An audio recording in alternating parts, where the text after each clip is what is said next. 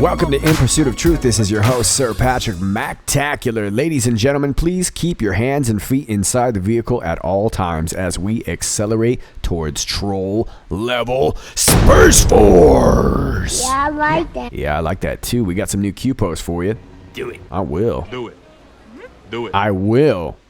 Do it! I said I will. God, dog. Here we go. 25:37, 42 minutes after the hour of 12. Odds of a state funeral on D5. How many coincidences before mathematically impossible? 5, 7, 77, 18, 82, 55, 87. Yep, those are the same numbers I was coming up with too. 68, 95, 99.7 rule. That's the rule of thumb, the empirical rule. Now, I don't know much about math, but I do know that. The 68, 95, 99.7 rule. In statistics, the 68, 95, 99.7 rule, also known as the empirical rule, is a shorthand used to remember the percentage of values that lie within a band around the mean in a normal distribution with a width of 2, 4, and 6 standard deviations, respectively. More accurately, 68.27%, 95.45%, and 99.73% of the values lie within 1, 2, and 3 standard deviations of the mean, respectively. In mathematical notation, these facts can be expressed as follows, where x is an observation from a normally distributed random variable, mu is the mean of distribution, and sigma is standard deviation. All right, look, it essentially means this. 60% of the time, it works every time. Okay, well, I think what Q may be referring to likely could be the 3 sigma rule of thumb is related to a result also known as the 3 sigma rule, which states that even for non-normally distributed variables, at least 88.8% of cases should fall within properly calculated 3 sigma intervals. It follows from Chebyshev's inequality. For unimodal distributions, the probability of being within the interval is at least 95%. There may be certain assumptions for a distribution that force this probability to be at least 98%. Okay. So you're telling me there's a chance. Odds of a state funeral on D5, I'd say very, very rare, right? And I think a lot of the events that have been transpiring over the last week or so, we can easily say are fairly rare. So we knew this D5 was coming. Q was talking about it, and now all of a sudden we've got a bunch of panic in DC. Well, how many coincidences before mathematically impossible? Yeah, I'd say pretty slim to none, right? George Bush's state funeral going to be taking place on D5, and we're going to talk a little bit about the ceremony. He is, of course, in Washington right now. They brought his body there. They've had a big ceremony and whatnot, and I'd like to show you a picture from there. This is the Ingram angle from Washington tonight, a day of tributes in the nation's capital after the passing of the 41st president of the United States, George H.W. Bush. And in moments, my angle takes a look at how the media are shamelessly using what should be this reverent occasion, well, to hit the current occupant of the White House, President Trump. And also tonight, a jarring admission from a UN panel. Okay, so did you see it? No problem. If you didn't, I'll show it to you again. Now, I was actually listening to the service at the time. It was my morning, and I heard one of the announcers say something about his body being laid with exact precision. And of course, I know the military does everything with exact precision, but my ears perked up. I walked over to the computer to check it out, and although I didn't find anything visually, got on Twitter, and big thanks to Miguelifornia, who also must have been thinking the same thing, screenshotted this right here. So do you see it now? How about now? It's gotta see it. Yeah, it's gotta see it. It sure does. Let's go to the next post. 25:38, 52 minutes after the hour of 12. We get this link here to the Epoch Times. 4 investigations share a common thread. If anyone tells you they are tired of nothing happening with regard to ongoing investigations, perhaps they should take a closer look at the number of events that came to light over the past few days. In a matter that caused no small amount of worry and consternation among supporters of President Donald Trump, the Daily Caller reported on November 29th that the FBI had raided the home of whistleblower Dennis Nathan Cain. The raid, which took place on November 19th, involved 16 FBI agents who had obtained a court order signed on November 15th by federal magistrate Stephanie A. Gallagher in the U.S. District Court for Baltimore, according to the Daily Caller. No reason for the 10-day delay between the raid and his lawyer's public announcement was given. Cain, whose name is new to the public, isn't just any whistleblower. He retains a top-level security clearance and maintains a number of security-related credentials. Let me read that again. He retains a top-level security clearance and maintains a number of security-related credentials, according to his resume, which has since been deleted online. Specialties include the FISA Amendment Act, Section 702, and the Section 702 is in regards to foreign nationals living abroad. and USSID SP0018 minimization procedures and signals intelligence authorities. According to the article, Cain privately delivered documents pertaining to the Clinton Foundation and Uranium One to a government watchdog, according to the whistleblower's attorney.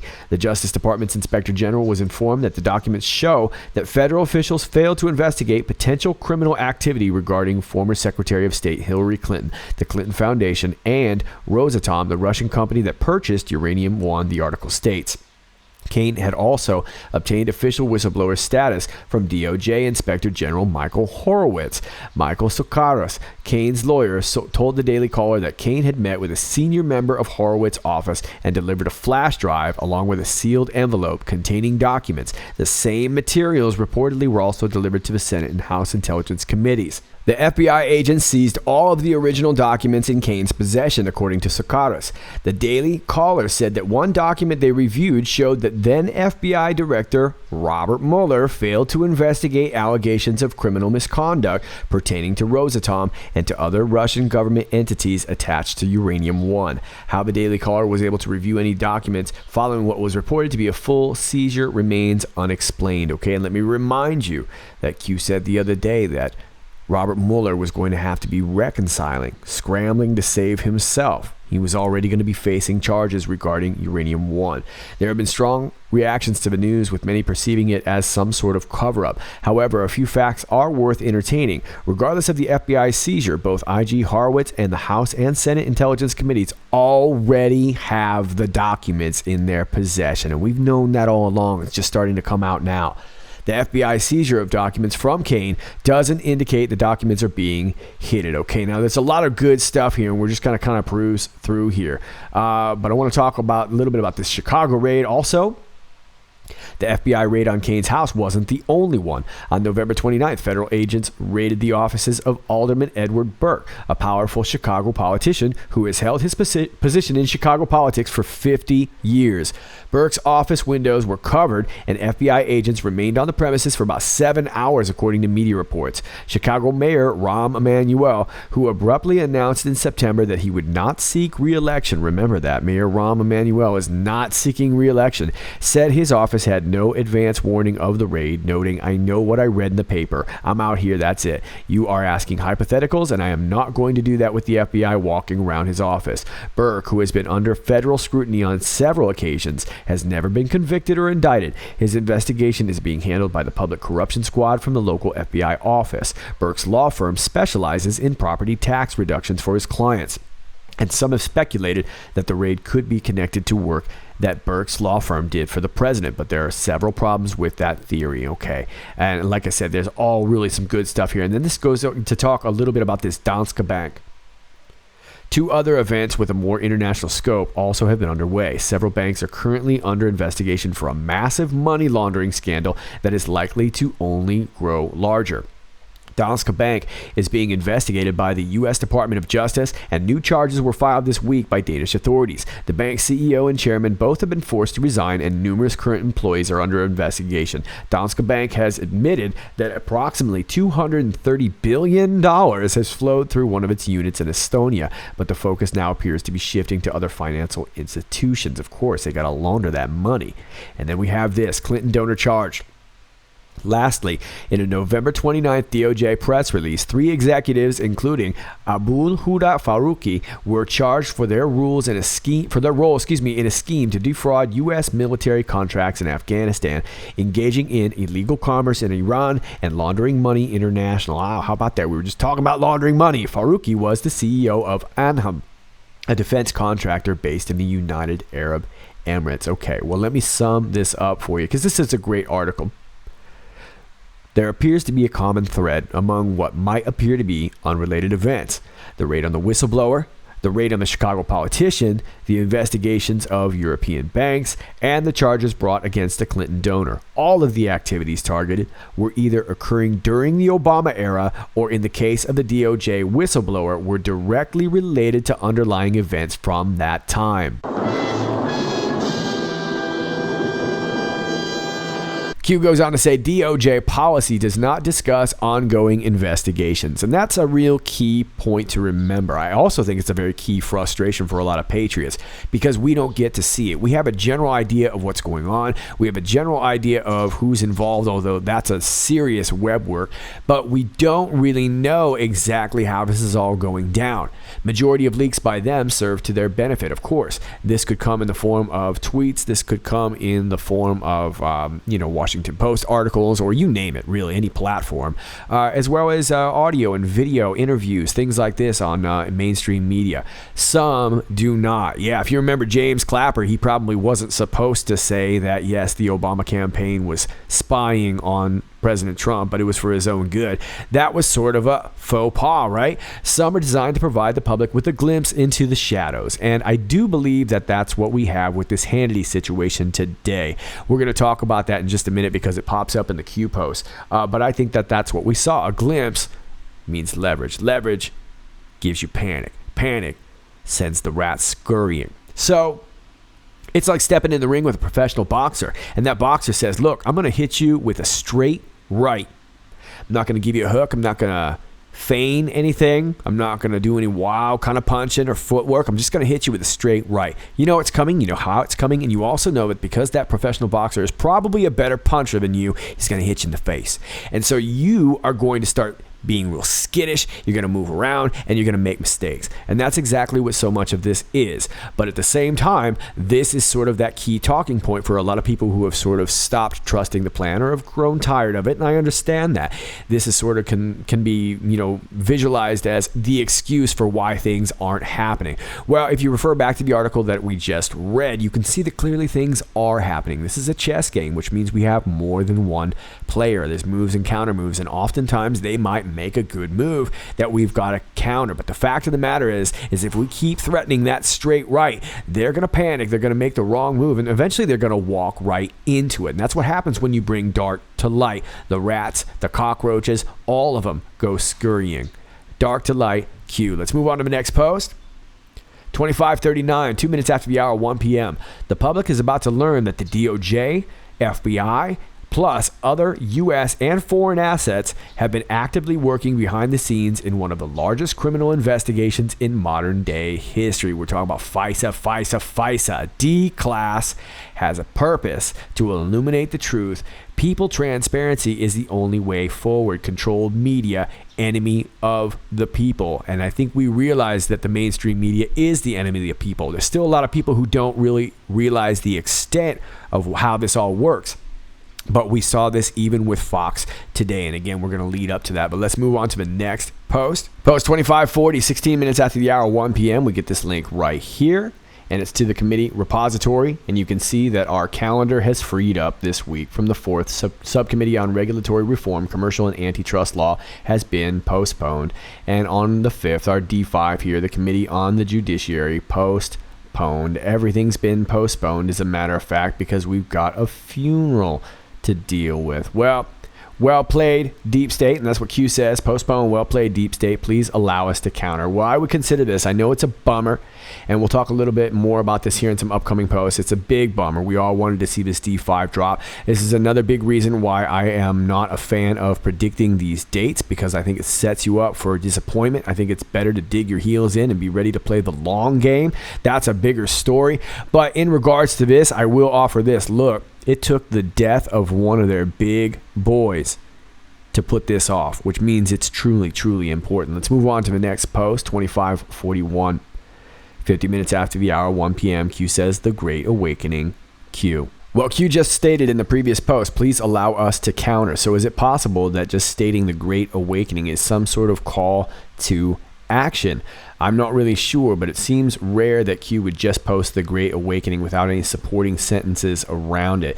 And that sort of buttresses my opinion in the next post, 2542, 3 minutes after the hour of 2 p.m. We get this tweet from Donald Trump. Watch Sean Hannity tonight at 9 p.m. And for those of you who watched it, you probably already know we had some cancellations. It was a big dud. Now, was that the move by the deep state? Very well could be. It's definitely one of them. We know that essentially putting off these hearings for Aunt Loretta Lynch and James Nobody's Homie Comey was definitely a counter move. And we're dealing with that, and now Q has to counter with that. So we thought something big was going to buzz up on Hannity tonight, right? Something big was going to happen. And it turns out that that was a big dud. Now, I'm not sure if that was the counter or if that is another move that we need to counter, but we will see in these upcoming posts here that this turned out to be a big dud on Sean Hannity. It was just a regular old episode. Let's move on for now. 25:43, 5 minutes after the hour of 5. The art of trolling the fake news media. Step 1 takes you to Donald Trump's Twitter, and we're going to read 2 posts here. Michael Cohen asked judge for no prison time. You mean he could do all the terrible, unrelated to Trump things having to do with fraud, big loans, taxis, etc., and not serve a long prison term? He makes up stories to get a great and already reduced deal for himself and get his wife and father-in-law, who has the money, off scot-free. He lied for this outcome and should, in my opinion, serve a full and complete sentence. And technically, the link takes you to this very second tweet here.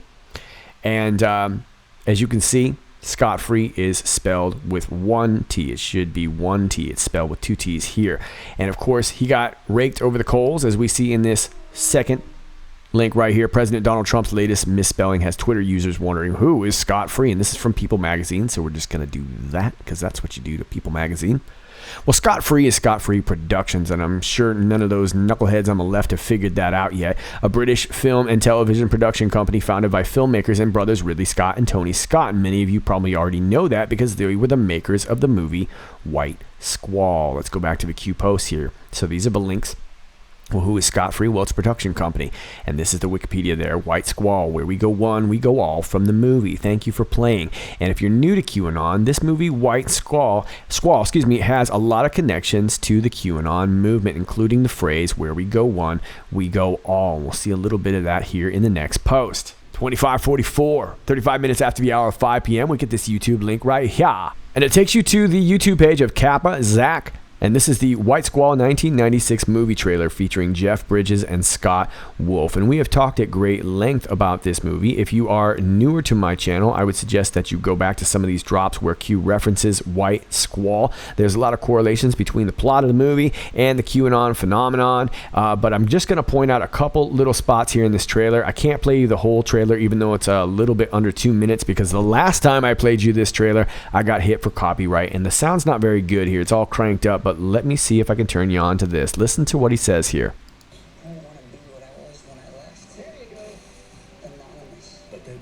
I don't want to be what I was when I left, anonymous, or who I was when I left, anonymous. Now listen to what they say here.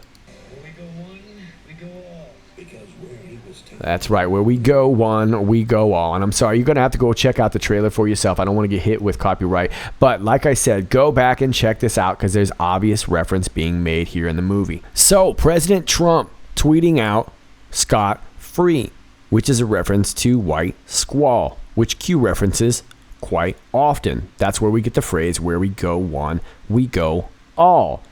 Sounds to me like a massive Q proof and a massive deep state troll, as well as a massive liberal media troll. Meanwhile, I have live reaction from all the Q haters.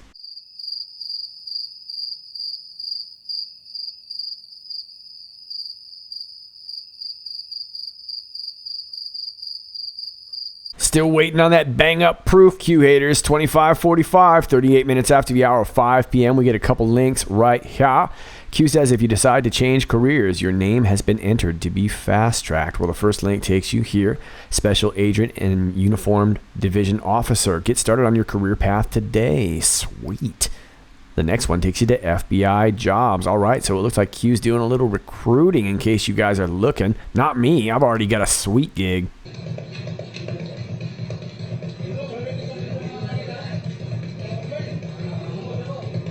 Yep, I'm a notary public on the side. I bet you didn't know that, did you? That's because it's not true. I'm over here on BuzzFeed, one of my favorite platforms. A Florida deputy was kicked off the SWAT team after he posed with Mike Pence wearing a QAnon conspiracy patch. And you guys may remember this picture, right? Sergeant Matt Patton. A Florida sheriff sergeant who wore a QAnon conspiracy theory patch on his uniform while greeting Vice President Mike Pence last week has been reprimanded and removed from special assignments for conduct unbecoming an employee. Pence's office posted pictures of the vice president greeting a SWAT team Friday during his visit to Florida, but quickly deleted a picture when they were made aware a deputy was wearing the baseless conspiracy theory patch. Do you like how they don't just say QAnon patch, they got to throw the baseless conspiracy theory patch. The vice president's office had asked the Broward County's sheriff SWAT team to take a picture with the vice president as he was leaving Fort Lauderdale International Airport, according to a Broward County Sheriff's Department memo obtained by BuzzFeed News. Sergeant Matt Patton intentionally put the patch on his uniform to pose for the picture with the vice president. Patton was reprimanded for conduct unbecoming an employee and violating the department's uniform code Monday. Patton also wore a second patch with an axe and a scythe, which is used by members of the department's SWAT team, that he was also not authorized to wear on his uniform. As a result, he was removed from 2 special assignments, including the department's Strategic Investigations Division Office of Homeland Security and the department's SWAT team. Veda Coleman Wright, a spokesperson for the Broward County Sheriff's Department, told BuzzFeed News, and it goes on to talk smack about the QAnon conspiracy. All right, good enough. Well, sorry to hear that, M. Patton, but it looks like you may have yourself another position if you decide to change careers. Your name has been entered to be fast-tracked. Well, that's nice of you, Q. Let's move on to 2546, 41 minutes after the hour of 5 p.m. Responding to an Anon who says, okay, is the plot moving forward? I think we all understand the characters in conflict at this point. Time for the plot twist. D-Class, finally. Wow, that ain't no Whopper. I can't bring that back to the kids. Oh, I was supposed to special sauce up in the ramen noodles and say, hey, here's your Whopper, kids. I know, right? There's no bacony goodness on a Big Mac. Stupid. And by the way, that special sauce is Thousand Island dressing. That's crap. Nobody puts that on a burger. Bacon and cheese on a burger. The President of the United States initiated and confirmed the order when he stated the calm before the storm. When was the statement made? That was October 5th. When did Q go active? That was October 28th. Watch the news, watch the FBI, watch the DOJ. Q. Well, we're doing that, Q. We're doing it already. Let's move on to 2547. 12 minutes after the hour of 9. Fox execs pulled 3 scheduled guests. Focus 41 being George Herbert Walker Bush. Q. Okay, well, we were hoping for Sarah Carter, John Solomon, and Nate Kane tweets this. Friends, I have just been contacted by Fox News and informed that due to H.W. Bush's funeral, many segments, including mine, have been canceled for tonight. I will update you when I know more. Okay, kind of a bummer. But look, like I said, it took the death of one of their biggest players to make this happen. So you can see that there is clearly some panic going on.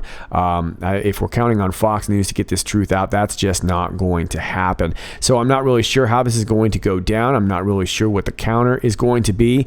It seems to me that President Trump is playing this out until the very last minute so that he can finally go class on everybody. But it does look like it is coming. It's just not coming today. And of course, I know a lot of people are frustrated by those put off dates, but let's face it, people are dying in this movement. This is pretty serious.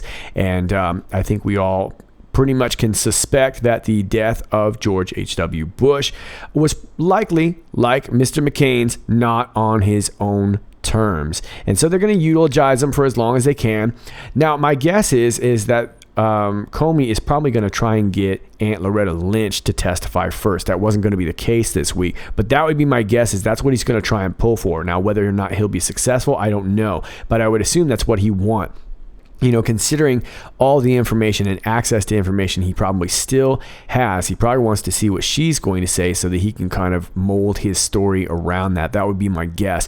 But we'll see how it plays out. But this is not going to last much longer. I think everyone's pretty tired of it. We've got riots going on all over the world. It seems to me that this is going to have to boil over at some point. So, yes, it is a bummer that it didn't happen today. But who knows? We still have D5 coming, and you never know where these things can come out. They can come out in the strangest of places, as you guys know. And I think that is also part of the strategy too. So, but it looks like the deep state bit made a move and pulled 3 scheduled guests. Focus on 41. So you can focus probably on the next couple days. We're going to hear blah, blah, blah, blah, blah about you know who. All right, those are your Q posts. Let me leave you with this story before we go.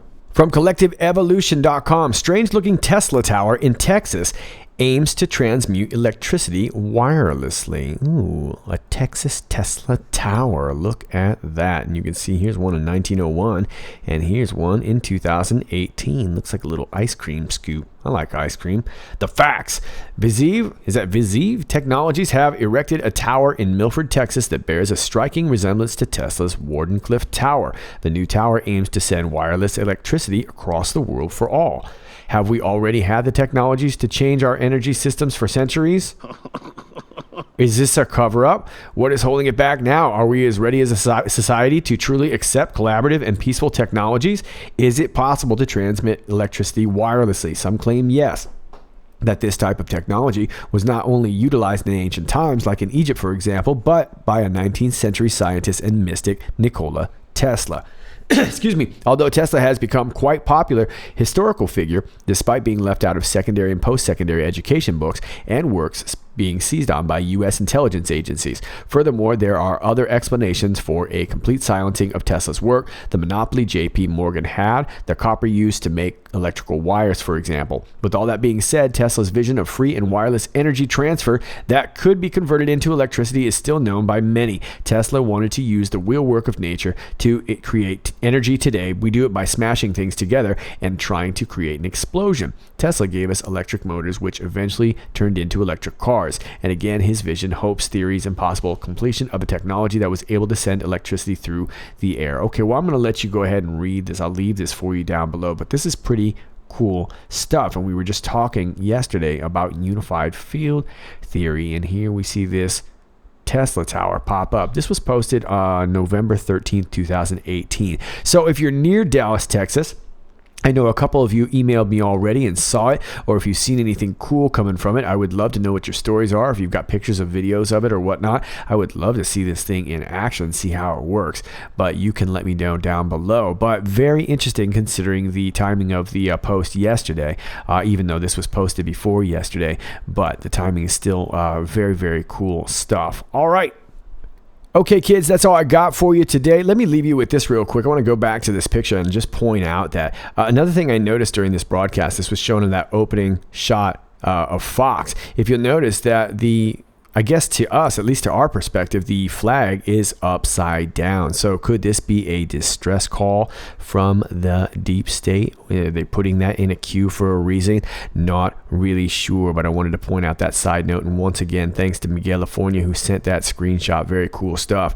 All right, kids, that is it. As always, if you like this video, please click like, share, and subscribe. Thanks to all of you who already do that. I appreciate everything that you guys do. Thank you so much. If you are new to my channel, welcome to you. Please keep in mind that from time to time, you will be unclicked and unnotified and unsubscribed. That's how social media works when you're conservative these days. So instead of asking me what happened, just do me a favor, check back from time to time and re-click yourself, re-subscribe yourself, and re-notify yourself. That is just the game that gets played around here. All my links are down below. My Gab, my BitChute, my Brighteon.com, my email. I've got a P.O. box down there if you're old school. And if you'd like to support my channel, my Patreon link is down there below. If you want to hang out with me over here on Twitter, I am over here at IPOT 1776. That's at IPOT 1776, and that'll be in the links down there below too. And I'll leave you the link to this article down below also. All right, kids, this is Sir Patrick Mack, and until next time, stay sane.